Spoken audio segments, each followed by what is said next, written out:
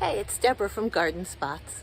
Back in the early spring, we posted the information on creating this tiered planter. It has lots of great uses, especially if you're trying to maximize a small space. And you can still find the instructions on our website on the resource page under growing guides. But I've saved mine for a very special purpose. I'm going to create a flower fountain. Now I've collected a group of plants in blues and whites and silvers, and they all remind me of some aspect of water flowing. So I'm going to put this together and then we'll talk more about the plants. So here's the flower fountain I've created. I started at the top. I've got papyrus or cyperus at the top. I love the movement in this whenever there's a slight breeze. I love the way it looks like it's spraying at the top like a fountain. Now papyrus does need a lot of water. In fact, it's a plant that's recommended to put near water features.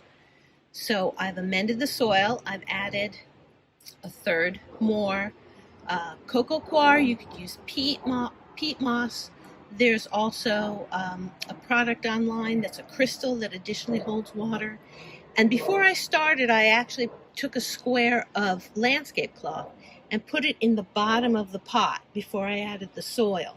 That's going to slow some of the water draining out of it. Now you don't want to cover the holes because you never want to stop water completely, but this will help slow it.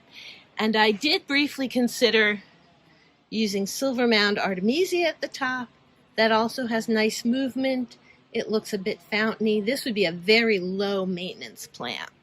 But I stuck with the papyrus because I also wanted to use this beautiful blue cascading lobelia. It's one of the few true blue plants, and it does look like water. And this also needs a good deal of moisture, so I put that in with the papyrus. At the next level down, what we have is alyssum, which smells so wonderful, and euphorbia. Now, both of these have tiny white flowers. They give it a feeling of almost like water splashing or the mist from the fountain to me.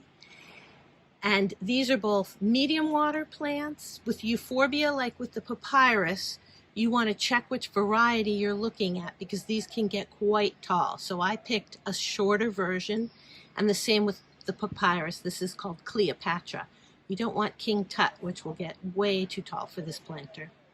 And then at the bottom level, I've used a nice mounding and cascading blue calibrachoa. I know it actually looks more purple. It's called electric blue, but that's as close as we could get. And then in the center, I used beautiful Silver Falls dychondra, and that's really going to cascade down the side and look like water flowing.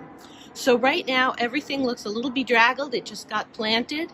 I'm going to give it some water and some of my favorite slow release fertilizer, and we're going to check back in about 2 weeks and see how it's doing. So here's my water fountain planter after 2 weeks.